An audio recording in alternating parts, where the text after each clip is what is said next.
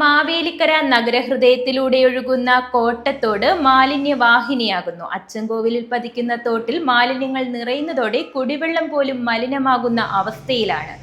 മാവേലിക്കരയിലെ ജനങ്ങൾ 3 പതിറ്റാണ്ട് മുൻപ് ഏറെ പ്രാധാന്യത്തോടെ കണ്ടിരുന്ന ഒരു പ്രദേശമാണ് കോട്ടത്തോട് പ്രദേശം.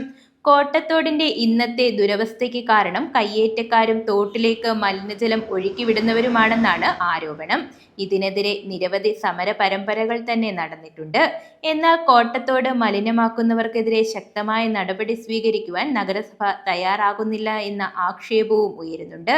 സമീപകാലത്ത് സ്ഥലം MLAയും നഗരസഭാ ചെയർമാനും പങ്കെടുത്ത യോഗത്തിൽ പോലും ഈ അവകാശ തർക്കം ഉണ്ടായിരുന്നു. സ്ഥലം MLAയായ MS അരുൺകുമാറിന്റെ സ്വപ്ന പദ്ധതിയാണ് കോട്ടത്തോട് നവീകരണം എന്ന പ്രഖ്യാപനവും വന്നിരുന്നു. ഈ സ്വപ്ന പദ്ധതി ഇപ്പോൾ കടലാസിൽ ഒതുങ്ങിയിരിക്കുകയാണ്. ഞാൻ അനി വർഗീസ്, മാവേലിക്കര നഗരസഭാ കൗൺസിലറാണ്.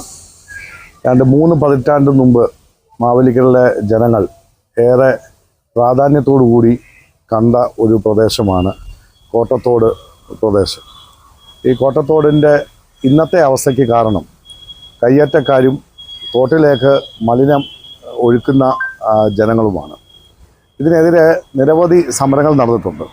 ഈ സമരങ്ങളുടെ എല്ലാം പ്രതിഫലനം എന്ന് പറയുന്നത് നഗരസഭ ഈ കക്ഷികൾക്ക് നോട്ടീസ് കൊടുക്കും. അങ്ങനെ ഏതാണ്ട് 20ഓളം സ്ഥാപനങ്ങൾക്ക് നോട്ടീസ് നൽകിയിട്ടുണ്ട്. നോട്ടീസ് നൽകുന്നത് മാധ്യമങ്ങളുടെ വാമൂടി കെട്ടുവാൻ വേണ്ടി മാത്രമുള്ള നടപടിയാണ്. അതിനപ്പുറത്തേക്ക് യാതൊരു നടപടിയും ഇതുവരെ ഉണ്ടായിട്ടില്ല. സാധാരണ രീതിയിൽ ഇത്തരം ഒരു തോട് സംരക്ഷിക്കേണ്ടത് മൈനർ ഇറിഗേഷനും നഗരസഭയുമാണ്. അവിടെ തന്നെ പല സന്ദർഭങ്ങളിലും അവകാശവാദങ്ങൾ ഉന്നയിച്ച് പരസ്പരം പഴിചാരി അവർ കൈയൊഴിയുന്ന ഒരു സന്ദർഭങ്ങൾ ഈ അടുത്ത കാലത്തും ഉണ്ടായി.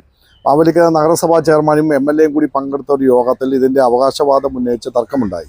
പക്ഷേ അങ്ങനത്തെ അവകാശവാദങ്ങൾ ഒന്നും ഉന്നയിക്കേണ്ട കാര്യങ്ങൾ, തോടിൻ്റെ അവകാശിയും നഗരസഭയാണ്.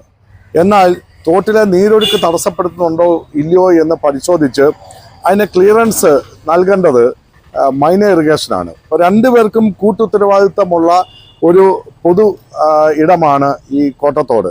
നമുക്കറിയാം, ഇന്നിപ്പോൾ നമ്മൾ ഇത് റെക്കോർഡ് ചെയ്യുന്ന സ്ഥലത്ത് തോടിൻ്റെ മുകളിൽ സ്ലാബ് വാർത്തിട്ടിട്ട് അവിടെ ബൈപ്പാസ് നിർമ്മിച്ച സ്ഥലത്ത് നിന്നുകൊണ്ടാണ് നമ്മളിത് സംസാരിക്കുന്നത്.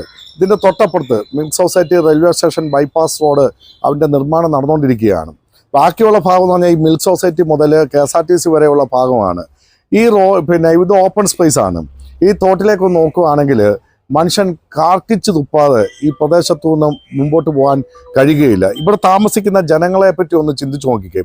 വളരെ മാരകമായ ബാക്ടീരിയ ഉണ്ടാകുന്ന ഒരു സ്ഥലമായി ഈ കോട്ടത്തോട് മാറിയിട്ടുണ്ട്. അതിനേക്കാൾ ഭയാനകമായ അവസ്ഥ എന്ന് പറയുന്നത് 2.5 കിലോമീറ്റർ ദൈർഘ്യമുള്ള ഈ തോട് അച്ചൻകോവിലാറിലാണ് ഈ തോടിൻ്റെ പതനമുഖത്തിൻ്റെ 10 മീറ്ററിനുള്ളിലാണ് വാട്ടർ അതോറിറ്റിയുടെ പമ്പ് ഹൗസ് സ്ഥിതി ചെയ്യുന്നത്. ആ വാട്ടർ അതോറിറ്റിയുടെ പമ്പ് ഹൗസിൽ ഇവിടെ നിന്നുള്ള ജലം തന്നെയാണ് പമ്പ് ചെയ്ത് തൊട്ടടുത്ത ട്രീറ്റ്മെൻറ്റ് പ്ലാന്റിൽ എത്തിച്ച് കുടിവെള്ള വിതരണം നടത്തുന്നത്. ആ ട്രീറ്റ്മെൻറ്റ് പ്ലാന്റിൽ ഈ അടുത്ത സമയത്ത് പത്രത്തിൽ വാർത്ത വന്നത് സൂപ്പർ ക്ലോറിനേഷൻ നടക്കുന്നതിനാൽ അന്ന് ജലം ഉപയോഗിക്കരുതെന്നാണ്. അപ്പോൾ വർഷത്തിൽ 1-2 പ്രാവശ്യം സൂപ്പർ ക്ലോറിനേഷൻ നടക്കുന്നതല്ലാതെ വേണ്ട രീതിയിലുള്ള ട്രീറ്റ്മെൻറ്റ് പോലും നടത്താതെ ശുദ്ധജലം എന്ന രീതിയിൽ കൊടുക്കുന്ന വെള്ളം കഴിഞ്ഞ കുറേ വർഷങ്ങളായിട്ട് ഇവിടുത്തെ ജനങ്ങൾ ഈ മലിനജലം തന്നെ കുടിച്ചുകൊണ്ടിരിക്കും. ഇത് പലതരത്തിൽ പരിശോധിച്ചിട്ടുണ്ട്. പരിശോധനാ റിസൾട്ട് വരുമ്പോഴെല്ലാം അതിൽ ബാക്ടീരിയ അടങ്ങിയിട്ടുണ്ട് എന്ന് കൃത്യമായ റിപ്പോർട്ട് ലഭിക്കുന്നുണ്ട്. ആരാണ് ഇതിന് തടസ്സം നിൽക്കുന്നതെന്ന് നിങ്ങൾ തന്നെ ഈ തോടിൻ്റെ തുടക്കം മുതൽ അവസാനം വരെ ഒന്ന് യാത്ര ചെയ്യുകയാണെങ്കിൽ കയ്യേറ്റങ്ങൾ എത്രമാത്രം പ്രത്യക്ഷത്തിൽ കാണാൻ പറ്റുമെന്നറിയാം. KSRTC ബസ് സ്റ്റാൻഡിൻ്റെ തൊട്ടപ്പുറത്ത് ഒരു പച്ചക്കറിക്കട സ്ഥിതി ചെയ്യുന്നതിനകത്ത് തോടിൻ്റെ മുകളിലാണ്. അവിടെ ഒരു ഹോട്ടൽ പ്രവർത്തിക്കുന്നത് തോടിൻ്റെ മുകളിലാണ്.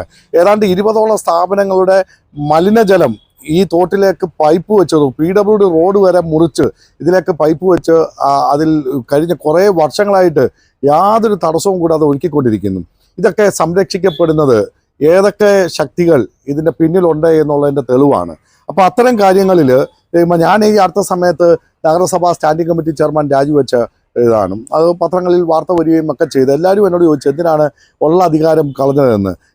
അവിടെ ശുചിത്വ മിഷൻ്റെ ഒരു സെമിനാർ നടക്കുമ്പോൾ ശുചിത്വ മിഷൻ്റെ സെമിനാറിൽ പങ്കെടുക്കാൻ വന്ന നഗരസഭയുടെ ജോയിന്റ് ഡയറക്ടറുടെ ഓഫീസിലെ ഒരു ഉദ്യോഗസ്ഥൻ പറയുകയാണ്, ഉദ്യോഗസ്ഥർക്ക് ഇതിനകത്തങ്ങ് ഒരു റോളുമില്ല, ആകെയുള്ള റോളെന്ന് പറയുന്നത് ജനപ്രതിനിധികൾക്കാണ്.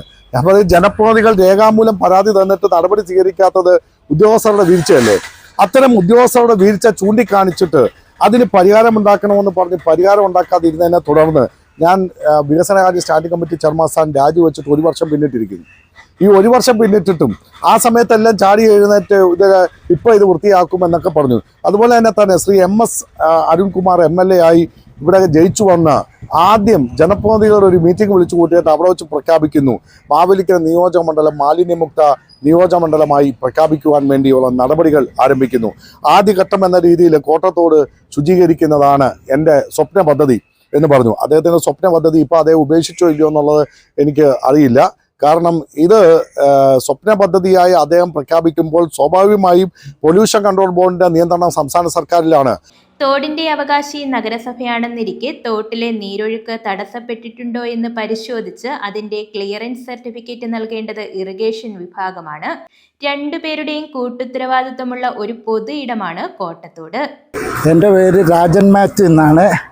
ഞങ്ങൾ ഇപ്പോൾ ഒരു 2-3 വർഷമായിട്ട് ഞാനിവിടെ ഒരു കട നടത്തുന്ന ആളാണ്. എനിക്കിവിടെ ഇങ്ങനെ ഇരിക്കുമ്പോൾ ഭയങ്കരമായിട്ടുള്ള ബുദ്ധിമുട്ടെന്ന് വെച്ചാൽ മീൻ വേസ്റ്റ്, കോഴി വേസ്റ്റ്, അതുപോലെ തന്നെ ആഹാര സാധനങ്ങൾ വരുന്നതിൻ്റെ വേസ്റ്റുകളെല്ലാം ഇവിടെ കൊണ്ടിടുകയും അത് ഞങ്ങൾ പല പ്രാവശ്യം ഞാൻ തന്നെ വലിച്ചുകൊണ്ട് അങ്ങ് മൂലയ്ക്ക് കൊണ്ടിടുകയും ചെയ്തിട്ടുണ്ട്. മുനിസിപ്പാലിറ്റിക്കാർ വരായിരുന്നപ്പം. രണ്ടാമത് ഒരു 2-3 മാസത്തേക്ക് ഇവിടെ മുനിസിപ്പാലിറ്റിക്കാർ ആളിനെ നിർത്തി കഴിഞ്ഞപ്പോൾ ഇവിടെ ഒറ്റ വേസ്റ്റ് പോലും വീണില്ല. അത് കഴിഞ്ഞപ്പോൾ തൊട്ടിപ്പം ക്രമമായിട്ടിപ്പം വേസ്റ്റ് വീണുകൊണ്ടിരിക്കുക. അവരെ ഈ കൊണ്ടുവരുന്നവരെ ഇന്നടത്തൊന്നൊന്നുമില്ല, ഈ റോഡിൻ്റെ ഏത് ഭാഗത്ത് വേണമെങ്കിലും ഇട്ടിട്ട് പോവുക. അതാണ് അവർ ചെയ്യുന്നത്. വളരെ മാരകമായ ബാക്ടീരിയ ഉത്ഭവിക്കുന്ന സ്ഥലമായി കോട്ടത്തോട് മാറിയിരിക്കുന്നു. 2.5 കിലോമീറ്ററുള്ള ഈ തോട് ഒഴുകിയെത്തുന്നത് അച്ചൻകോവിൽ ആറ്റിലേക്കാണ്. കോട്ടത്തോടിന്റെ പതനമുഖത്താണ് അച്ചൻകോവിലാർ. ഇതിന് സമീപം 10 മീറ്റർ മാറിയാണ് ജലവിഭവ വകുപ്പിന്റെ പമ്പ് ഹൗസും സ്ഥിതി ചെയ്യുന്നത്. ഇവിടെ നിന്നുള്ള ജലം ട്രീറ്റ്മെന്റ് പ്ലാന്റ് എത്തിച്ചാണ് മാവേലിക്കരയിൽ കുടിവെള്ള വിതരണം നടത്തുന്നത്. എന്നാൽ ഈ കുടിവെള്ളം എത്ര കണ്ട് ശുദ്ധമാണെന്ന് ആർക്കും അറിയില്ലെന്നും പറയപ്പെടുന്നു. വെള്ളം ശുദ്ധീകരിക്കുന്നതിനായി വർഷത്തിൽ 1-2 സൂപ്പർ ക്ലോറിനേഷൻ നടത്താറുണ്ട്.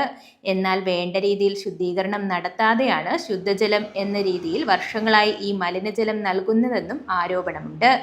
കോട്ടത്തോടിന് കുറുകെ കോൺക്രീറ്റ് ചെയ്ത സ്ഥലങ്ങൾ ഇപ്പോൾ സാമൂഹ്യവിരുദ്ധരുടെ താവളമായി മാറിയിരിക്കുകയാണ്. മാലിന്യങ്ങളും ഭക്ഷണ അവശിഷ്ടങ്ങളും മറ്റും ഇവിടങ്ങളിലാണ് നിക്ഷേപിക്കുന്നത്. തോട് ശുദ്ധീകരണത്തിന് തടസ്സം ആരെന്ന ചോദ്യത്തിന് ഉദ്യോഗസ്ഥരും ഇവിടുത്തെ കയ്യേറ്റക്കാരും സമീപമുള്ള സ്ഥാപന ഉടമകളുമാണെന്നാണ് ആരോപണം. സംസ്ഥാന സർക്കാരിന്റെ നിയന്ത്രണത്തിലുള്ള മലിനീകരണ നിയന്ത്രണ ബോർഡ് മുഖം നോക്കാതെ നടപടിയെടുത്താൽ കോട്ടത്തോടിന് ശാപമോക്ഷം ആകുമെന്നാണ് പ്രതീക്ഷ. News bureau, Mavelikkara.